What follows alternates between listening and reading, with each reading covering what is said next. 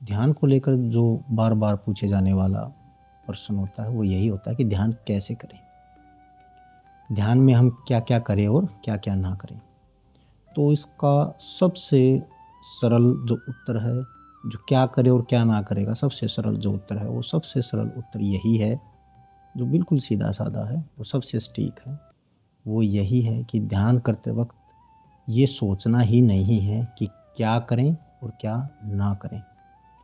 क्या करें का मतलब है हमारे मन में ये एक धारणा सी बैठ गई है, हमारे एक ऐसी हम एक ऐसी हमने एक नॉलेज गेन कर ली है कि ध्यान करते वक्त हमें फोकस करना है। ध्यान करते हुए हमें आज्ञा चक्र पर ध्यान देना है, या हमें अनाहत चक्र पे ध्यान देना है, या हमें अपनी सांसों पे ध्यान देना है, या हमें विचारों पे ध्यान देना है। ये होती हैं सकारात्मक बातें कि हमें किस चीज़ पर ध्यान देना है। और जो और चीज़ें बताई जाती हैं कि क्या नहीं करना है, हमें मन को भटकने नहीं देना है, विचार शून्य करना है। जो ये विचार शून्य करने की जो बात है, सबसे ज़्यादा प्रॉब्लमेटिक बात यही है। सबसे जो गलत कंसेप्ट है वो यही है कि हमें विचार शून्य करना है। इससे क्या होता है कि हम अपने विचारों को रोकने की कोशिश करते हैं।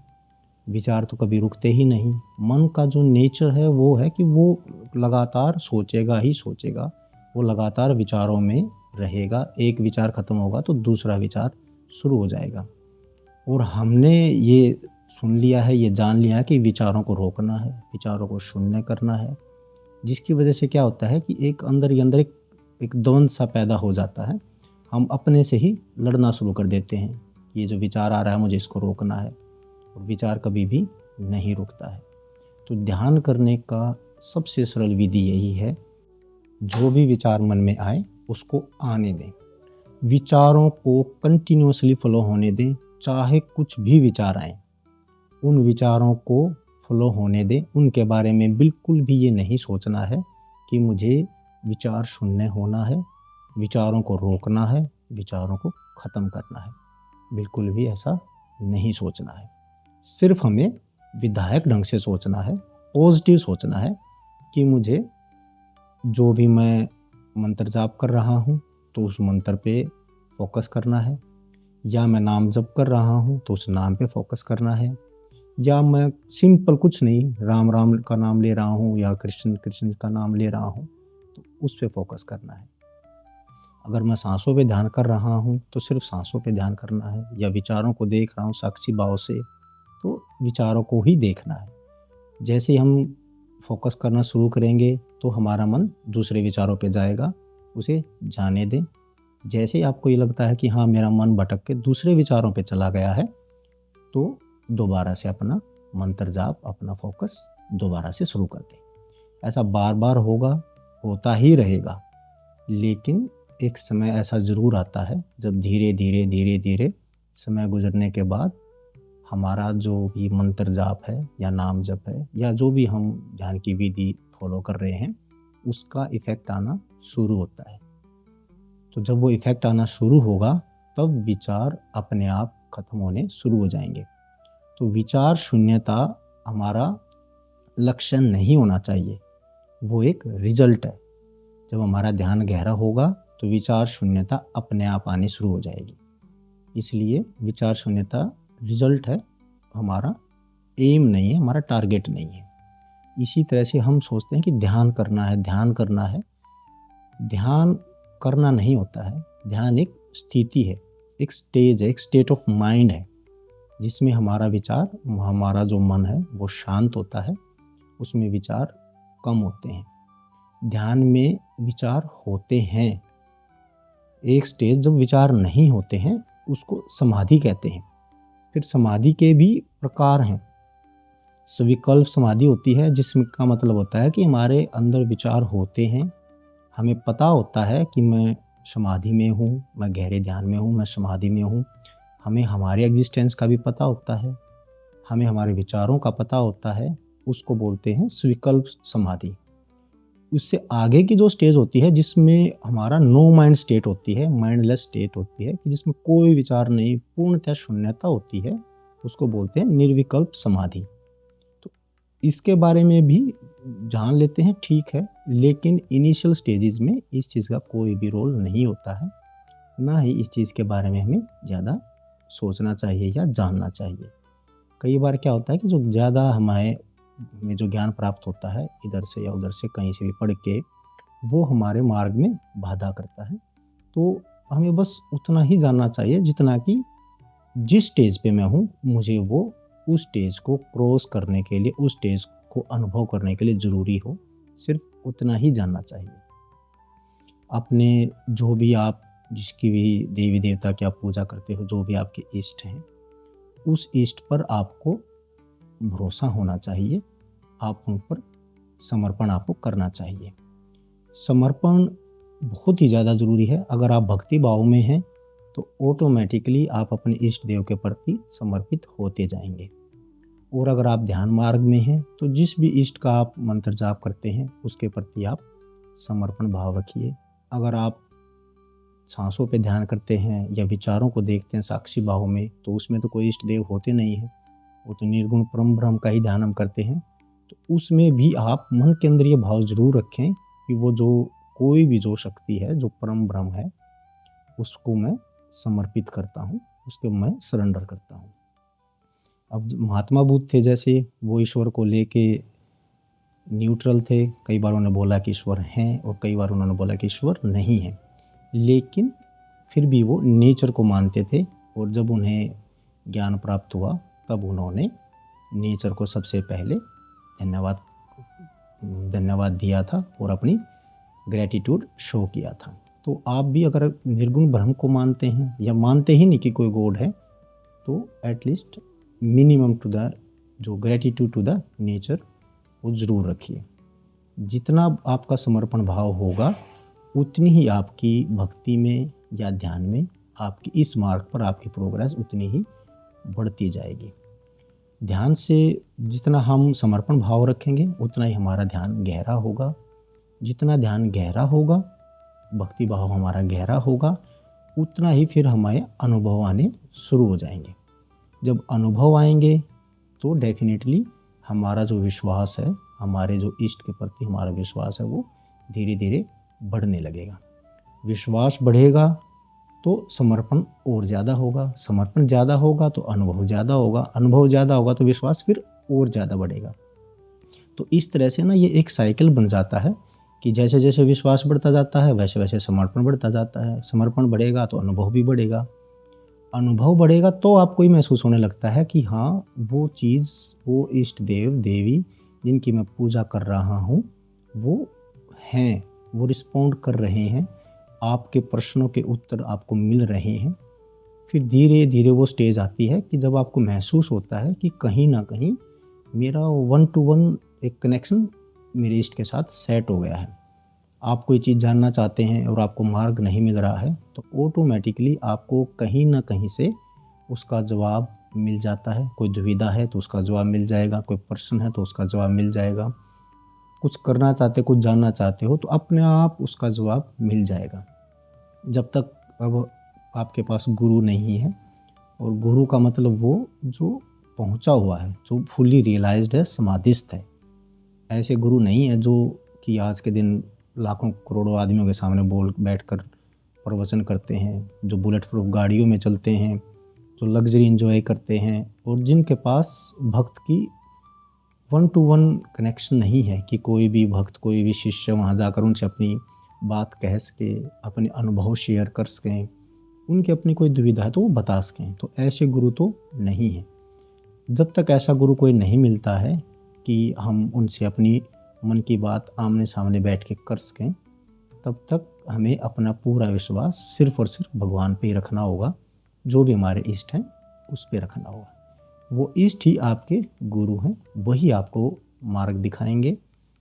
तो इसी मार्ग पे हमें आगे बढ़ते जाना है। रामकृष्ण परमहंस जी ने भी इस बारे में बोला है कि अगर हमारे गुरु नहीं होते हैं तो हायर स्टेज ऑफ ध्यान में हमारा मन ही हमारा गुरु हो जाता है, या जो हमारे इष्ट हैं वो ही हमारे गुरु हो जाते हैं। वो अपने आप जो हमें चाहिए वो अपने आप हमें देना शुरू कर देते हैं। तो हमें क्या करना है, जो भी मन में विचार आ रहे हैं उनको आने देना है, सिर्फ पॉजिटिव सोचना है कि फोकस जिस पे मुझे करना है सिर्फ उसी पे फोकस करना है। विचार आ रहे हैं तो उनको नहीं रोकना है, हमें समर्पण भाव को बढ़ाना है, सरेंडर करना है। जितना आप समर्पण भाव करेंगे, जो आपकी ईगो बोलते हैं या फीलिंग ऑफ सेल्फ बोलते हैं या जो सेल्फ आइडेंटिफिकेशन बोलते हैं, जो खुद की एक हमारी भावना होती है कि हम क्या हैं, वो चीज़ें हमारी जो इंडिविजुअल एक आइडेंटिटी है, हमारी जो सेल्फ है, वो धीरे धीरे ख़त्म हो जाती है। और जितनी ज़्यादा वो ख़त्म होगी उतनी ही ज़्यादा हमें भगवान की प्राप्ति होनी शुरू हो जाती है। वो एक दोहा भी है ना, जब मैं था तो तू नहीं था और जब तू है तो मैं नहीं हूँ। तो जब तक जो मैं की भावना है, फीलिंग ऑफ आई है, सेल्फ की फीलिंग है जिसको ईगो ही बार बार बोला जाता है, जब तक वो फीलिंग रहेगी तब तक भगवान नहीं आएंगे। आपके उसको दर्शन कह लो या आपके अनुभव कह लो या आपके शरीर में उनका प्रवेश नहीं होगा। और जब आपके अंदर ये आई की जो फीलिंग है, सेल्फ की जो आइडेंटिफिकेशन है, जितनी ज़्यादा ये डाइल्यूट होती जाएगी, उसी रेशो में उतनी ही भगवान की फीलिंग, भगवान की प्रेजेंस आप में बढ़ती जाएगी। जिस दिन आई बिल्कुल डिजोल्व हो जाएगा उस दिन भगवान पूरी तरह से विद्यमान हो जाएंगे। तो हमें ईगो को ख़त्म करना है और ईगो को ख़त्म करने का तरीका सिर्फ समर्पण भाव ही है। अपने आप को समर्पण कीजिए, धीरे धीरे समर्पण भाव अपने आप बढ़ता जाएगा। जितना ज़्यादा समर्पण भाव बढ़ता जाएगा आपको उसी अनुसार से अनुभव आपको होने शुरू हो जाएंगे। और जो इसका जो अनुभव होता है वो सबसे पहले हमें हमारी कुंडलिनी की जो अवेकनिंग होती है उसी के फॉर्म ही महसूस होनी शुरू हो जाती है। अगर आप भक्ति भाव में हैं तो हमें सबसे पहले हमारा सहस्त्रार चक्र ही एक्टिवेट होगा और वो जो ऊर्जा है वो ऊपर से नीचे की तरफ बहेगी। और अगर हम ध्यान करते हैं या सांसों पे फोकस करते हैं तो हमारी कुंडलिनी नीचे से मूलाधार चक्र से जागृत होकर ऊपर की तरफ मूव करेगी। जैसे जैसे हमारी कुंडलिनी आगे बढ़ेगी हमें वैसे वैसे धीरे धीरे जो अनुभव होते हैं वो होने शुरू हो जाएंगे। या हमें कोई प्रकाश दिखना है या कोई साउंड सुनाई देनी है या अनाहत चक्कर में हमें एक ऊर्जा का महसूस होगा, उससे कोरस्पॉन्डिंग जो भी आपके अनुभव होंगे वो होने शुरू हो जाएंगे। और उससे धीरे धीरे जो हमारी पर्सनैलिटी है, जो हमारा व्यक्तित्व है, वो चेंज होना शुरू हो जाएगा। एक दिन ऐसा भी आएगा जब आपको खुद ये महसूस होगा कि मैं इस पथ पे चलते चलते मैं बिल्कुल कम्प्लीटली ट्रांसफॉर्म हो गया हूँ, चेंज हो गया हूँ। ऐसा चेंज जो इरिवर्सिबल है, जो बिल्कुल अब रिवर्स नहीं हो सकता। आप चाहें तो भी अपने आप को अब आप पहले जैसा नहीं कर सकेंगे, आप चेंज हो जाएंगे। दिस इज़ ट्रांसफॉर्मेशन, एक नया व्यक्तित्व ही बन जाता है। और आपको भगवान की जो प्रेजेंस है, जैसे बोलते हैं कि कण कण में भगवान है, तो आपको इनिशियल स्टेज में तो नहीं लगेगा कि कोई कण कण में भगवान है, ऐसा तो शुरू में नहीं लगता है। लेकिन धीरे धीरे धीरे धीरे ऐसा महसूस होता है कि हाँ, आप उसको गॉड कहें ना कहें वो बाद की बात है, वो जस्ट मैटर ऑफ क्लासिफिकेशन है। लेकिन ये लगेगा कि कोई ना कोई चीज़ तो है। और आपकी जो attachment towards the living objects और नॉन लिविंग ऑब्जेक्ट्स, सभी के प्रति जो आपका एक प्रेम भाव है वो बढ़ जाएगा। आपको जो ये भी महसूस होने लगेगा कि कोई चीज़ आप कह रहे हो तो आपके अंदर से जब भाव आएगा तो वो बात सच हो जाएगी। या आपको कोई चीज़ भविष्य में होने वाली है या किसी को आप कोई मैसेज कन्वे करना चाह रहे हो या मन में किसी के प्रति कुछ सोच रहे हो, तो आपको धीरे धीरे ये महसूस होने लगेगा कि जो मैं ऐसे सोचता हूँ तो वो चीज़ें हो जाती हैं। तब आपको लगेगा कि हाँ, मुझे कुंडली जागरण के जो अनुभव थे वो हो रहे हैं। तब आपका विश्वास अपने इष्ट को लेकर और बढ़ेगा। विश्वास और बढ़ेगा तो समर्पण भाव और बढ़ेगा। जितना समर्पण बढ़ेगा तो ऑटोमेटिकली जो ईगो है वो डिजॉल्व होगी और भगवान के आगे दर्शन होने या उनका एक्सपीरियंस होना, एहसास होना वो बढ़ेगा। और अगर आप उनको एक मूर्त फॉर्म में पूजते हो, जैसे कि हम राम जी, कृष्ण जी को या माता को पूजते हैं या शिव जी को पूजते हैं, तो उस मूर्त फॉर्म में अगर आप पूछते हो तो आपको, क्योंकि आप उसी फॉर्म में पूछते हो तो डेफिनेटली वो दर्शन भी आपको उसी फॉर्म में ही देंगे। अब दर्शन का क्या मतलब है, उसका वो मतलब नहीं है जो कि हम टीवी में देखते हैं कि पूजा कर रहे हैं और सामने भगवान प्रकट हो गए, ऐसा बिल्कुल भी नहीं है। कोई भी भगवान कहीं पर ऐसे ऐसी कोई प्लेस पे नहीं है कि आपने ध्यान किया तो वहाँ से चलकर वो आएंगे, और ना ही उनकी कोई ऐसी फिजिकल फॉर्म है कि वो एक दर्शन देंगे और आपके सामने वो खड़े हो जाएंगे और आपको दर्शन देने के बाद अंतर ध्यान हो जाएंगे। ऐसा नहीं होता है। गॉड, मुझे लगता है कि गॉड निर्गुण ही हैं, लेकिन जो भक्ति भाव में उस भगवान को जिस रूप में पूजते हैं तो वो उनकी इच्छा के अनुसार ही उस रूप में उनको वो दर्शन देते हैं। आपको, अगर आप ध्यान मार्ग में हैं तो आपको जो समाधि की अवस्था है वो प्राप्त होगी और वही अल्टीमेट रियलाइजेशन होता है। तभी आपको जो परम ब्रह्म है उनकी प्रेजेंस चारों तरफ महसूस होती है। अगर आप भक्ति भाव में हैं तो जैसा कि रामकृष्ण परमहंस जी ने भी कहा है कि जिनकी आप पूजा करते हैं, जो भी आपके इष्ट हैं, उनके आप मूर्त पे आप जोत लगाते हैं, पूजा करते हैं, तो हमारे अंदर ये विश्वास, ये भाव बहुत ही कम होता है कि ये सच में भगवान हैं। क्योंकि हमने बचपन से ही काफ़ी हद तक इस चीज़ को एक आदत ही माना है। हमें मंदिर जाने की भी एक आदत सी होती है, हमें पूजा करने की भी बस एक आदत होती है, हर रोज़ नहाना है, जोत लगानी है, तो ये एक रूटीन वर्क है। हमारे अंदर ये भाव नहीं होता है या बेहद कम होता है कि ये सच में भगवान हैं। रामकृष्ण परमहंस जी भी यही कहते थे कि तुम मूर्त को मूर्त क्यों मानते हो, इनको आप, जो ये आपके इष्ट हैं, इनको आप लिविंग क्यों नहीं मानते। अगर आप उनको लिविंग मानते हो तो वो लिविंग हो जाते हैं और वो आपको रिस्पॉन्ड करते हैं, और आप जो उनसे वन टू वन कम्युनिकेशन करते हैं तो आपको वो चीज़ें रिस्पॉन्ड होती हैं। इनिशियल स्टेज में वो सारे रिस्पॉन्सेज इनडायरेक्ट होते हैं, और जब बहुत हायर स्टेज हो जाती है तब तो वो रिस्पॉन्सेज आपको डायरेक्ट फील होते हैं। तो हमें अपने जो भी इष्ट की हम पूजा करते हैं तो हमें ये विश्वास रखना है कि ये सचमुच के भगवान हैं। और अब हमारा जो भी एजुकेटेड माइंड कह ले या साइंटिफिक माइंड कह ले या डाउटफुल माइंड कह ले, जो हमारे मन में क्वेश्चंस आते हैं कि क्या ये सचमुच भगवान है जिनकी मैं पूजा कर रहा हूँ, ये सचमुच भगवान भी हैं या नहीं है, मैं विश्वास करूँ या ना करूँ, ये बेवकूफ़ी तो नहीं है जिसे किसी ने कुछ कह दिया और मान लिया, क्या पता वो आदमी भी रियलाइज था या नहीं, बाद में उनके शिष्यों ने उनको महान बना दिया हो। तो ऐसे डाउट्स माइंड में आते ही आते हैं। तो ये डाउट्स भी आप अपने इष्ट से ही पूछ लीजिए, उन्हीं को ही ये क्वेश्चन कीजिए कि क्या आप सच में आप लिविंग हो या नहीं हो, क्या आप मेरी बात सुन रहे हो, नहीं सुन रहे हो, आप रिस्पॉन्ड करोगे या नहीं करोगे। ये क्वेश्चंस भी अपने लिविंग से, अपने इष्ट देव से पूछिए, वो आपको रिस्पॉन्ड करेंगे। एक बार पूछने पे नहीं करेंगे तो 10वीं बार पूछने पे करेंगे। एक हफ्ते में नहीं करेंगे तो एक महीने में करेंगे, एक साल में करेंगे, लेकिन वो रिस्पॉन्ड करेंगे। जो भक्ति का मार्ग है वो थोड़ा सा स्लो एंड स्टेडी वाला मार्ग है, इसमें थोड़ा सा टाइम लगता है, शुरू में रिस्पॉन्स नहीं आता है, लेकिन अगर आप विश्वास करके भक्ति भाव में रहते हैं तो धीरे धीरे आपको जो डिवाइन ग्रेस है वो मिलनी शुरू हो जाती है। और एक टाइम ऐसा भी आता है कि आपके अंदर इतनी एनर्जी आती है कि आप संभाल भी नहीं पाते हैं। शुरू में तो ये लगता है ये हो क्या रहा है, माइंड में भी ऐसी एनर्जीज महसूस होती हैं कि ऐसा लगता है कहीं मेरा माइंड में कुछ प्रॉब्लम तो नहीं हो गई है, कहीं कोई मेडिकल डिसऑर्डर तो क्रिएट नहीं हो गया है। लेकिन वो ऊर्जा आती है, वो एनर्जी आती है, और वो जब मूव करती है तो आपको महसूस होता है कि हर वक्त कुछ ना कुछ हो रहा है।